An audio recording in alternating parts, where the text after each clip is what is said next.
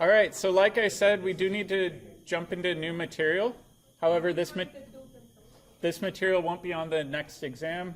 This material will be on exam 3 in the final. This is one of my favorite parts of organic chemistry. It's like the ultimate puzzle.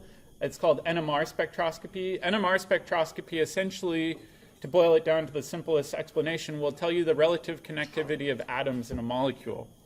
The cool thing with this is you can look at any type of atom that has an odd mass number associated with it. So let's make a note of that.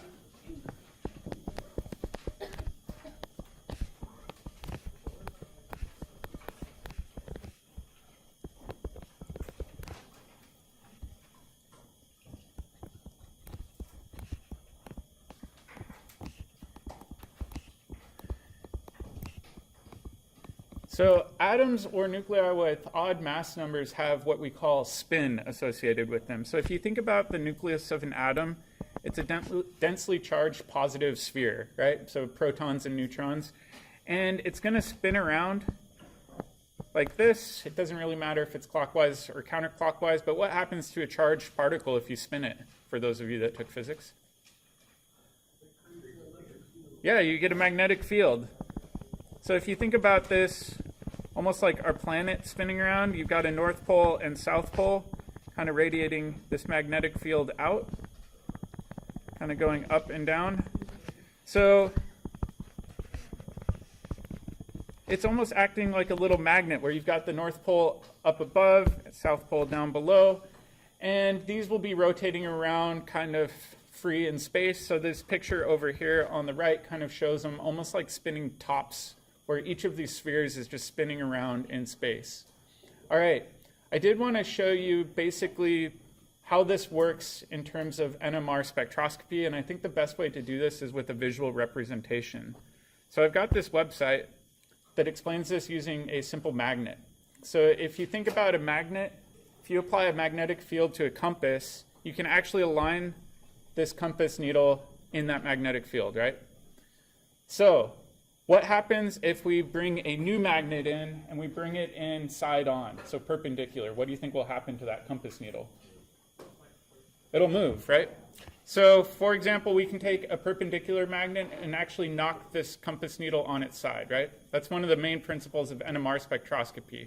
So what we're going to do in NMR spectroscopy is we're going to basically take all of the mini magnetic fields for these nuclei and align them in a really, really strong magnetic field. That's the one going up and down. And then we're going to take another form of electromagnetic radiation, and we're basically going to slam it into the side of this and see how it tumbles back into the alignment of the magnetic field. And so instead of just doing this with one pulse, meaning one kick by a perpendicular electromagnetic field, we're actually going to try to do this using frequency. So let's think about this as like almost pushing a kid on a swing. You can have electromagnetic radiation knock this off its axis. And the further it gets off of its axis, the more signal it sends back out into a detector. So basically you'll have this series of electromagnetic radiation pulses knocking it at that perpendicular angle, and then it will stop and then basically see how long it takes to relax back into the main magnetic field going up and down. It's kind of complicated to think about, so I got another animation where imagine that that top being kind of knocked on its side and trying to relax back into the magnetic field. When it does this, it's going to swing almost like in the zigzag pattern going back into that magnetic field, and we can actually detect that using really sensitive detectors on the outside of our sample. In fact, when we go into lab, I'll try to show you how the NMR is built to the most basic degree possible, but basically it's a big magnet, and then we're going to blast it with radio waves on the side, and then there's a detector coil on the outside to detect what energy is emitted back out. What's that? So it's measuring the energy kicked back out when it relaxes back into that magnetic field. So it's kind of getting into physicsy stuff. We're going to leave it at that with a simple explanation. All right, so let's jump back into our notes. Come on. All right. So let's make a brief description of what happens. We align nuclei in a strong magnetic field.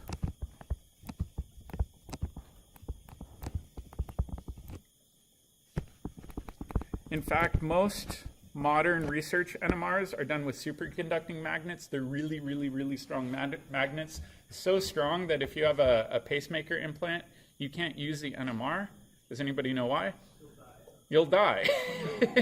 You don't want a strong electromagnetic field next to sensitive electronics. So people that have medical implants sometimes can't use NMRs unless they're very, very highly shielded. All right, and then a second electromagnetic field is going to hit it on the side.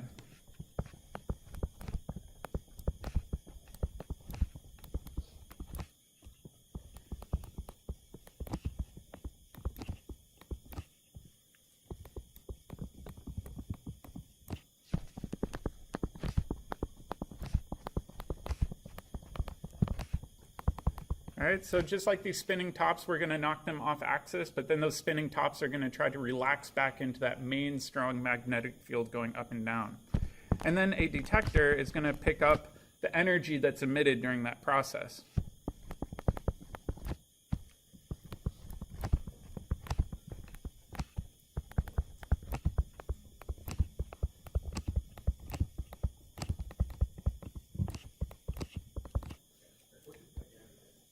Oh, that's not detector. Detector. No, detector is the word I was looking for there. So the detector is going to record those nuclei as they're relaxing back into the field. Oh my goodness.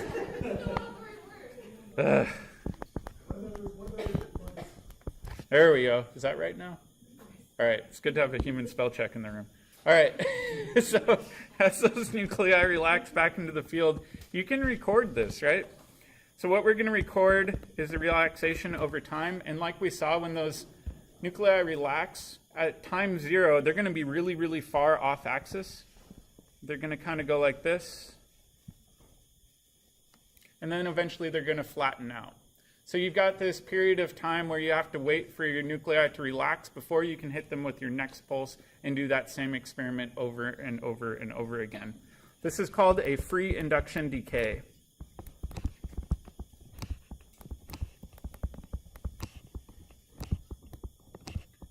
Also known as an FID spectrum.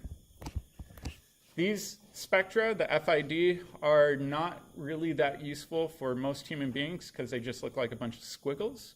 So instead, we use computer programs that will actually do transformation to the FID and convert it into a signal that we can look at a lot easier. We're not really going to get into the math behind that, but when we go into lab, I'll show you the FID spectrum and the processed NMR spectrum side by side so you can see them. So is it more to do with how long it takes to get back to base, or just like how much energy it releases, not really how much time it takes? So it's a combination of a lot of different factors. It gets into heavy-duty physics and math, honestly, beyond what I'm even comfortable explaining. So I'm just going to kind of hold off here and let your physics instructor explain this to you at some point in time. Or if you go on and take physical chemistry, they'll talk about it. All right, so for an organic chemist, we're primarily interested in nuclei that have odd mass numbers. So if we look at the periodic table, there should be one that stands out immediately. Is it hydrogen? There's multiple types of hydrogen. Radon. Not radon. Protons, right? So H1. So protons we can look at. If we think about carbon, most carbon's carbon-12. We can't look at that because that has an even mass number, but we can look at carbon-13. So primarily as organic chemists, what we're going to be looking at is proton or carbon-13. Whoops. NMR, however, any nuclei with an odd mass number can be observed with NMR. These are just the two most common because they're the most abundant in organic molecules, right?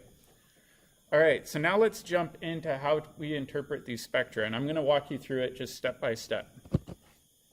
All right, the first thing we want to do is to try to predict or anticipate the number of signals that will appear in an NMR spectrum. So let's make a couple notes based off of this. First one is that nuclei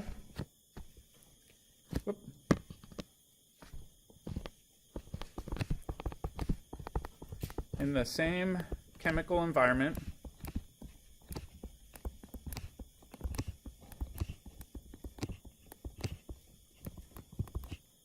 have the same resonant frequency.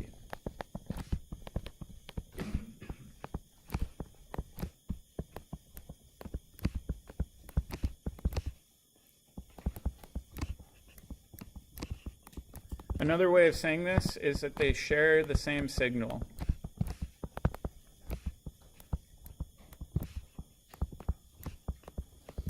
All right, so let's take an example of this.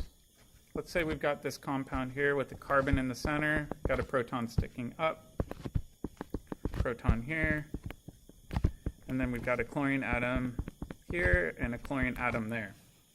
All right, what would this molecule be called? Dichloromethane or methylene chloride. Both would be acceptable IUPAC names for this. And if we look at it, we've got two different protons. We've got a proton right here, and we've got a proton right there coming off of that central carbon. Are they in the same chemical environment or a different chemical environment?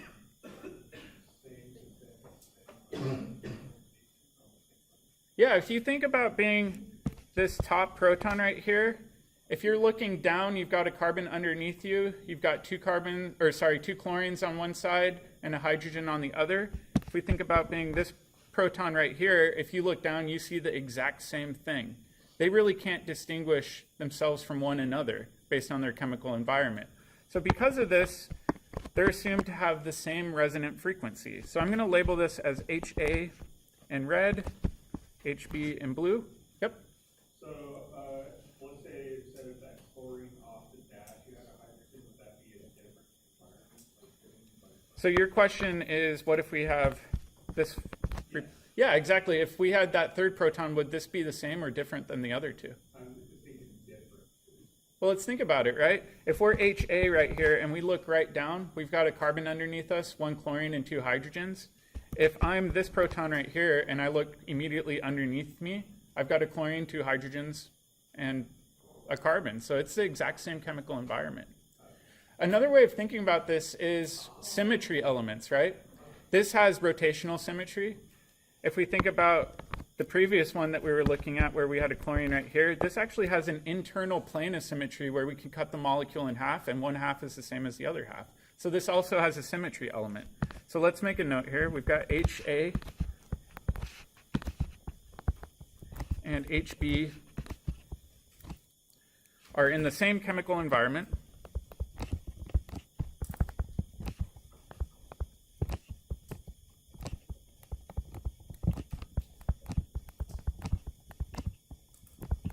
Meaning that they'll share the same signal.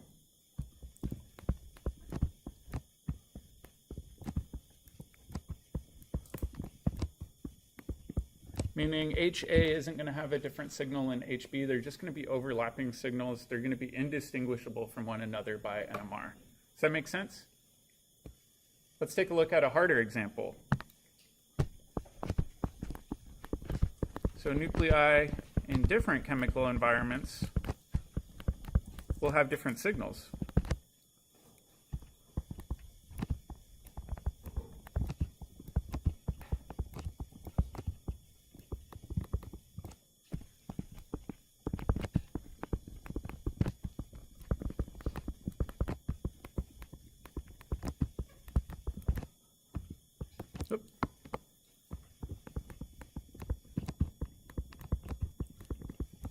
All right, so let's take an example of this in action. Let's say I've got this compound here. Let's do an ether, since our next exam will be on ethers. Everyone sounds so excited. And this ether has quite a few different protons coming off of them. What would this ether be called? Diethyl ether or ethoxyethane. Either one's acceptable. However, most people call this diethyl ether. All right. let's think about this proton over here. I'm just going to arbitrarily label it HA. Are there any other protons in the same chemical environment as it? So I would talk with your neighbor and see if you can determine how many other protons in the molecule are just like the HA I have labeled, and see if you can agree.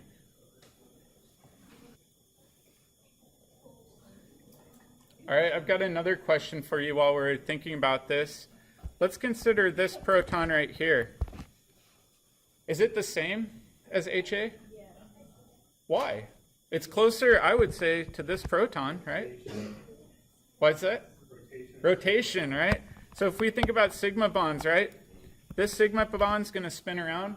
I almost think of this entire methyl group as being like a little helicopter blade, spinning around so fast that if you take a picture of it, it's just going to blur out and you can't determine one wing of that blade from another wing, right? So I would say that all of these protons coming off of this methyl group are equivalent. So there are definitely 3 HAs. Are there any more? Where? On the other side. If we think about symmetry elements, we can cut this molecule in half, and all of these HAs are identical to the HAs on the other side. So we actually have 6 protons sharing the exact same signal in this compound. All right, if we think about HB over here, are there any others just like it? Yeah, the remaining protons are all just like it. They have symmetry elements in 2 different dimensions, right? So we not only have that green symmetry element, cutting it down in the up and down fashion, but we can also cut this in the plane of the board, meaning that the proton, going in is going to be the same as that proton coming out, right? So we can think about it that way as well. So these are going to be in different chemical environments from one another, meaning HA will have its own unique signal and HB will have its own unique signal. So let's make a note of that.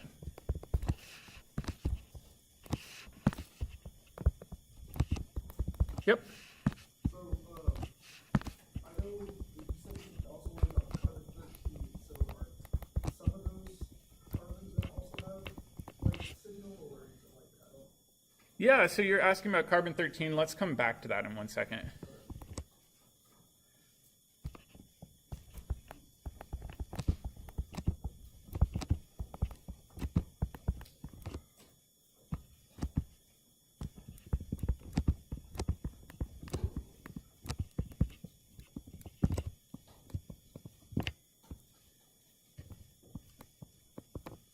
All right, if we think about carbon 13, going back to your question, those are going to be different experiments, meaning carbon 13 signals won't show up on the same experiment as your proton NMR signals, right? So they're 2 completely separate experiments. If we think about carbon 13 for this example, though, how many carbon 13 signals would you expect? Let's think about it, right? We've got 4 different carbons in there. Are there any carbons like this carbon? Yeah, the one on the mirror image on the other side. So that's going to be one unique signal. And then we could say, well, this green carbon over here is also going to be a unique signal. So predicting this with carbon 13, we would expect 2 different carbon signals in our carbon 13 spectrum. So you can only target one like type of nuclei at a time? Exactly. So in general, assuming you're not doing advanced NMR techniques, you're only looking at one nucleus at a time, or one type of nucleus, I should say. Make sense? Okay. All right, let's do one more.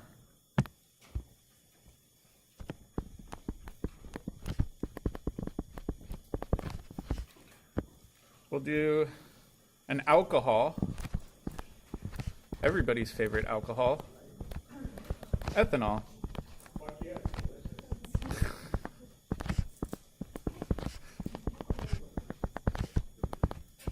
All right, so we've got ethanol here. What I want you to do is to determine how many proton signals you would expect and how many carbon 13 signals you would expect.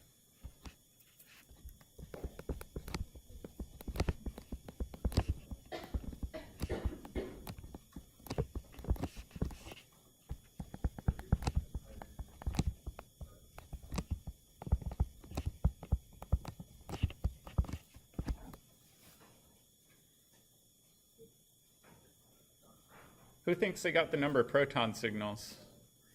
All right, show me with your fingers how many signals you think there will be. This is good. I'm seeing, I think, everybody with 3. So what I like to do is just arbitrarily label this with HA, HB, and HC. So we've got HA. We said that methyl groups spin around like helicopter blades. So all of these HAs are going to kind of blur together on the NMR time scale, meaning they're spinning around so fast we can't distinguish one from the other. Those sigma bonds have very little rotational barrier, so it's just going to blur together in time. Same thing with this proton here and this proton here.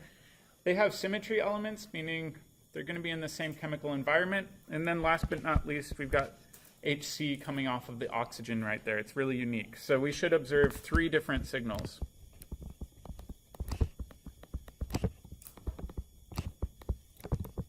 All right, what about carbon? 2, right? So the carbon with the methyl protons is going to be very different than the carbon attached to the oxygen. And it makes a lot of intuitive sense, right? If we think about the dipole, we know that the carbon holding on to those HBs is a lot more electron poor than the carbon holding the HAs because it's closer to that electronegative atom. So it acts very differently from that other carbon. So let's just put this down as 2 different 13C signals. Yep. What happens if we start throwing like double and triple bonds? Yeah. That's a good point. In fact, we'll come back to that. So if we have a double bond, can we rotate a double bond? Not without an enormous amount of energy. So yeah, if you do have a double bond, your cis and trans protons might be slightly different from one another. And so we'll come back and look at that. All right, so let's do another one. This one's going to be a little bit harder.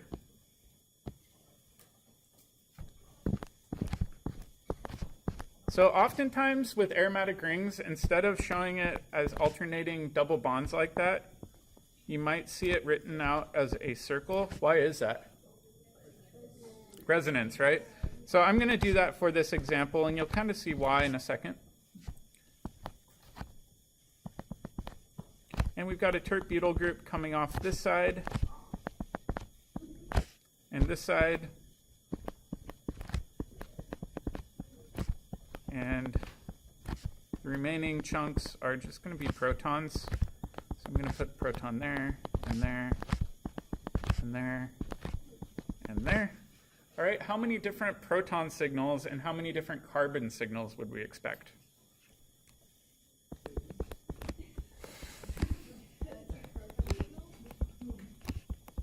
So I'll give you a minute to think about this, and then talk with your neighbor and see if you agree.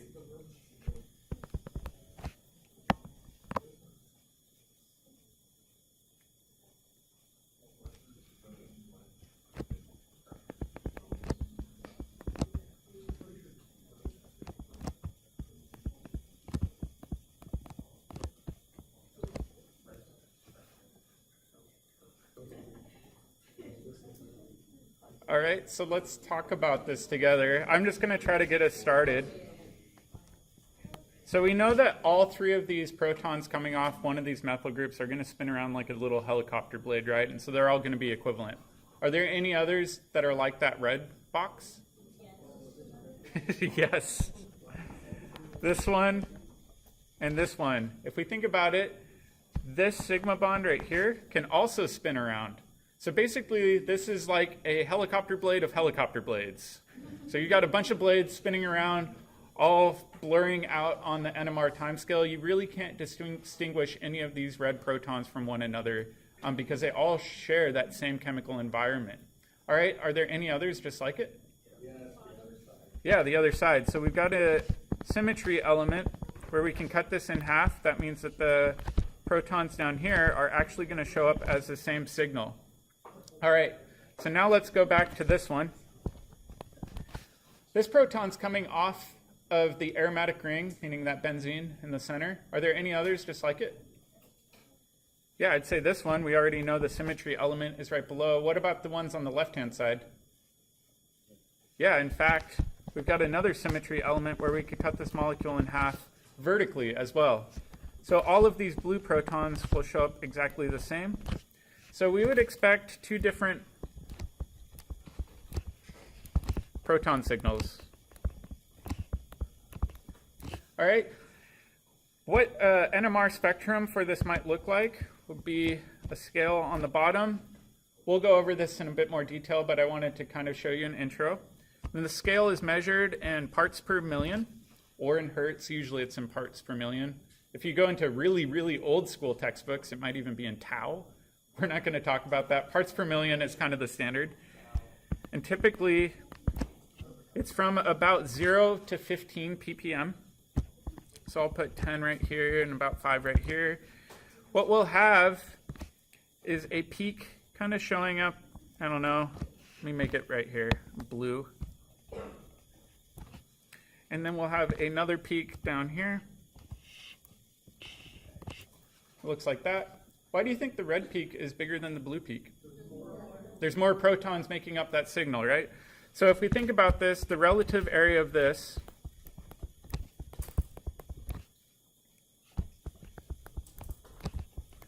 is going to have a relative area of 4 compared to a relative area of 18.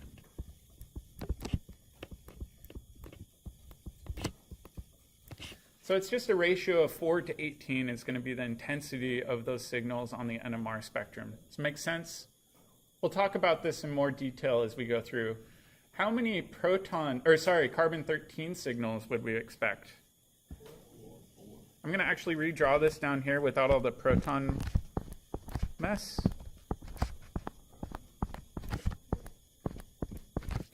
So let's think about this orange carbon right there. We know due to symmetry that this orange carbon must have its partner down here. And then if we think about this blue carbon, are there any others like it? Well, yeah, this one's got to be like it. And then we know due to the other symmetry elements, those must be like it as well, right? So the vertical and horizontal symmetry make all 4 of those blue carbons the same.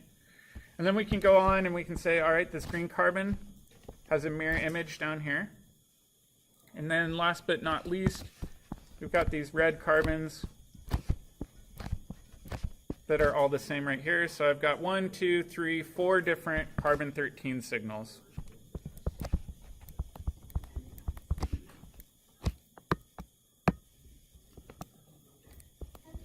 Yeah. Why are the orange and green different? Yeah, that's a good question. So the question was, why are the orange carbons different from the green ones? If we think about this orange carbon, it's a part of that aromatic ring system.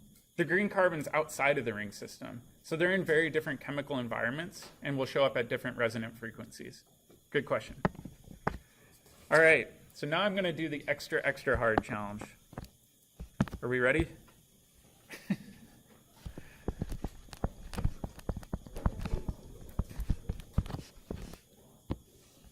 All right, so this one, we're going to have a few different ring systems.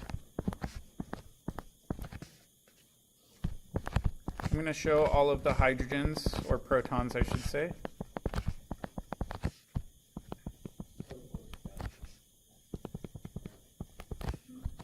And I'm going to have a hydrogen there, hydrogen there. And I'm going to put a bromine here and a hydrogen there. So now we've got all of our protons labeled on this molecule. So now the question is, how many unique proton signals would you expect?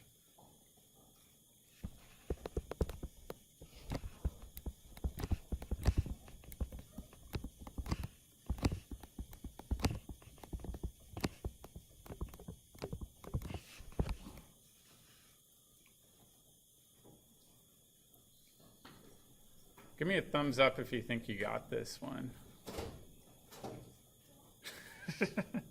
Sideways thumbs. Slightly above sideways, okay? We're going diagonal up. All right, so let's try this together. I'm just going to pick on one proton right now. I'm going to do this top one, HA. Are there any others like it? Yeah. Are there? No. Yeah, it's next to a chlorine. This proton down here is next to a bromine on its closest ring side, so I'd say these are different, right? What about this one over here? Is this the same as HA? No, it's further away from those chlorines, so it's in a unique chemical environment. So that's going to be different. This proton over here is going to be different. This one's going to be different. And this one's going to be different. All four of those are going to be unique from one another, right? So if we think about HA right here, its proximity to this chlorine is different from HB. It's different from HC, and it's different from HD, meaning it's in its own unique chemical environment because spatially it's closer to those two chlorine atoms. Yep. But how are B and C different? So B and C, if we think about it, B is that far away from chlorine. C is that far away from those chlorines. So they're slightly different from one another, right? We can't rotate these or spin them around. We're locking this into an aromatic molecule. That's dirty. All right, so we have 4 different signals coming off of that aromatic ring. All right, over here, I think we've got a pretty unique one. So we've got A, B, C, D, E. I can do the alphabet. And now we've got 2 left. My question for these, are they the same? No, yes? You tell me? Ah. Raise your hand if you think they're the same. Raise your hand if you think they're different. I like this. This is a debate. All right. So let's think about this proton in red and then this proton in blue. The red proton, I would argue, is cis to that bromine, right? This one is trans to that bromine. To me, it looks like they're in slightly different environments. Yep. Yeah, we can't rotate it because now it's locked into a ring system, right? Because it's in a ring system, we can maybe flip it up and down a little bit, but we can't rotate those sigma bonds anymore. If we try really hard, we'd have to rip apart a carbon-carbon bond, in which case, yeah, maybe. But at this point, we're not trying to make or break bonds. So these 2 protons are actually going to be slightly different than one another.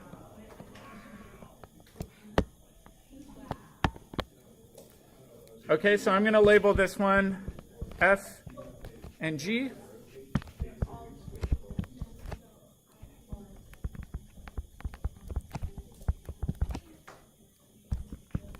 And then I'm going to write down Y. So 1 is syn to Br.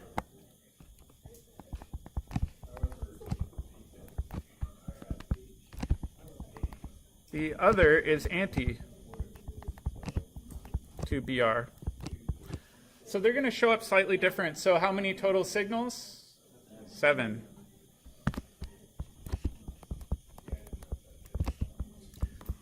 All right, I'll show you a good trick for doing this, though. And this is shown in the Klein textbook. These are called diastereotopic protons. They're really hard to see in some molecules. So I'll show you the trick. Swap one of those protons in question for a deuterium.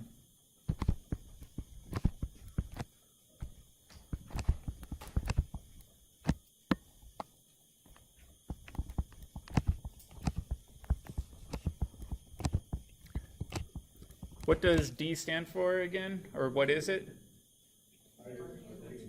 Hydrogen with 2 protons, right?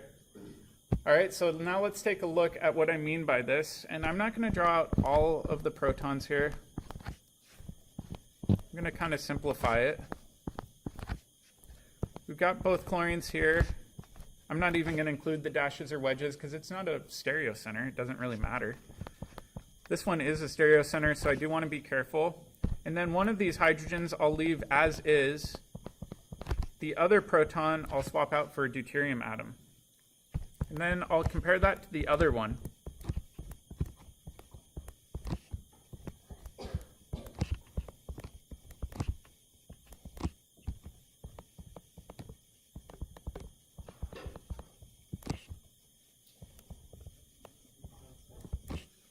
Oh, shoot. There we go. So really, all we've done in these is we've swapped those out for deuterium atoms. What's the relationship between these 2 molecules? Going back to first term. Diastereomers.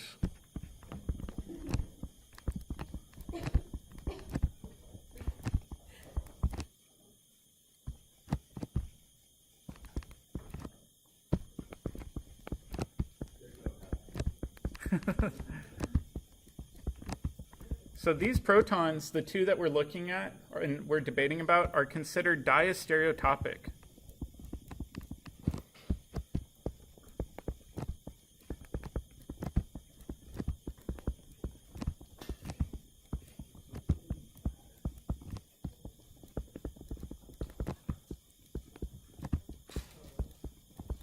All right, there are also enantiotopic protons. What do you think that is?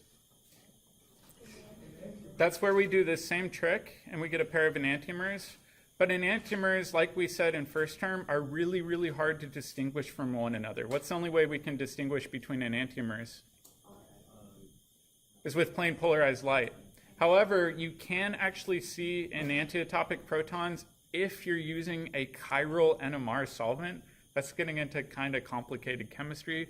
But if you put a pure enantiomer into another pure enantiomer, they'll actually interact differently than the opposite-handed enantiomer and that chiral solvent. So that is getting into more advanced chemistry. The most common one that you'll run into is this example with diastereotopic protons that will show up differently. Some people like doing the swap out for deuterium. Other people like just remembering as one syn or anti, whatever works best for you. All right. Now we need to go into relative signal strength, which we briefly talked about up here. Up here we said that that area for the blue protons was going to be a lot smaller than the area of the red protons, and we said that the ratio should be about 4 to 18. So let's do some more practice with this. And in fact, let's go back and use one of the same molecules that we started with.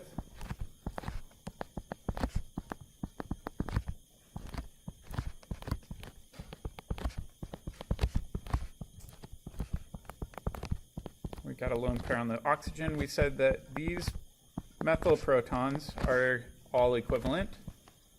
These methylene protons are equivalent. And the proton coming off of the alcohol is equivalent. So we already said that there should be 3 different proton signals for ethanol. And what I like to do when I'm analyzing NMR data is make little tables, where as one of my table headers I have HX, and then over here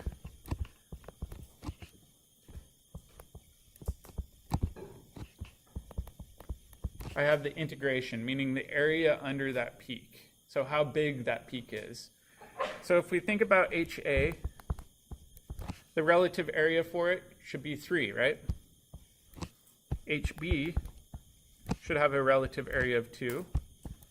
And HC would have a relative area of 1. So really what this means is that, for example, when we're looking at the peak of HA to HC, the peak for HA should have an area that's 3 times bigger than the peak for HC, right? It's all relative. It could be 300 and 100 for all we care. It's just a relative area underneath the peaks.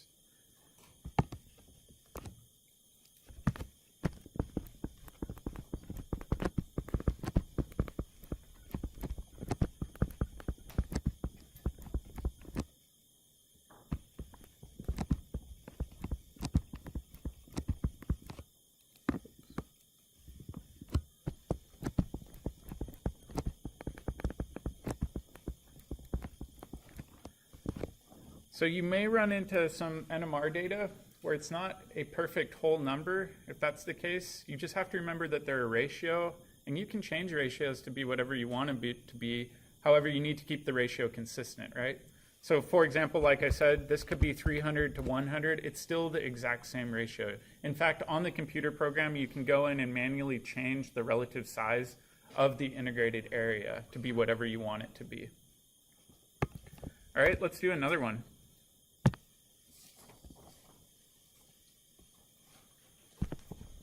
This will be our last one today.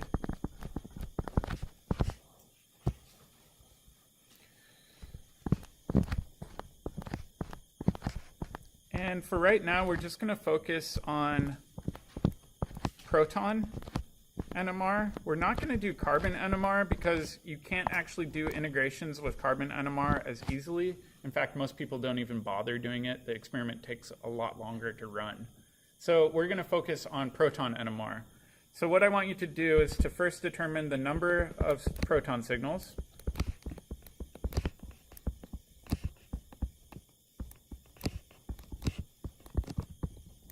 And then we'll make a little table, kind of like we did before. And we'll try to predict the relative area for each of the different proton signals that will come off this spectrum. So I'll give you a minute to think about this one.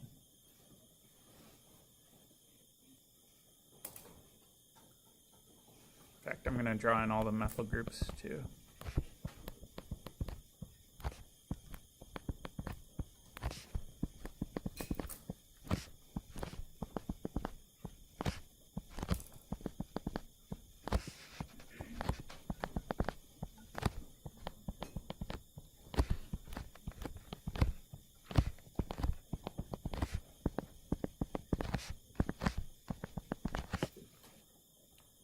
So show of hands, how many different signals would you expect?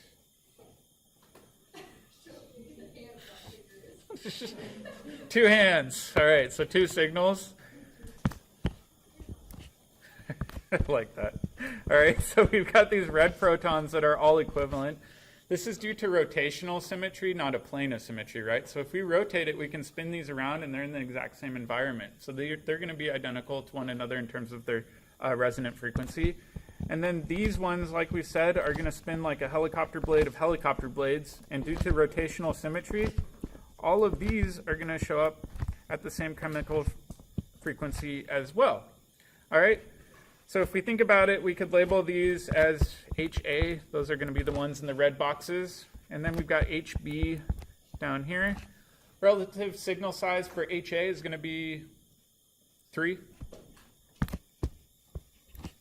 HB will be what?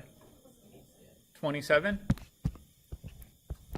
However, like I said, these are just ratios. So if we wanted to make these into the simplest ratio possible, we could, if we wanted to, change this to 1 and 9. It's the exact same thing. All that really means is that the peak for HB is going to be 9 times bigger for the peak for HA, right? So it's just that same ratio. All right, so let's take a look at what the anticipated spectrum might look like for this. So we got 0 to 15 ppm, got 10 and 5. And the peaks always go up on NMR spectra, unlike IR where they go down. And so we'll have a peak over here that looks like that. Then we'll have a peak over here. It'll look like that. Oftentimes, what you'll see on NMR spectra is these little integration curves.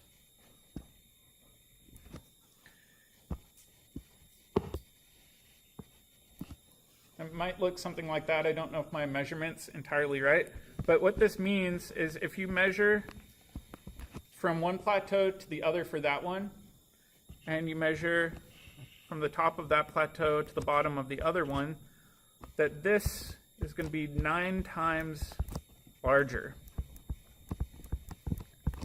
than that smaller peak, right? So you might see these curves instead of a number given, or you might see the number, or you might even see both. It depends on the NMR software that you're using. Yep. So where do they fall on the particle scale? Like, what does that correspond to? That's a good question. So the question was, how do we know where they'll show up at what frequency for ppm? We'll cover that on Thursday or next Monday if we have time. I don't really want to get into it right now because it is a little bit complicated. So I'll leave it there. Remember that the problem of the day will be due on Thursday in class. All I'm asking you to do is to predict number proton and carbon signals. So you should have easy enough time doing that.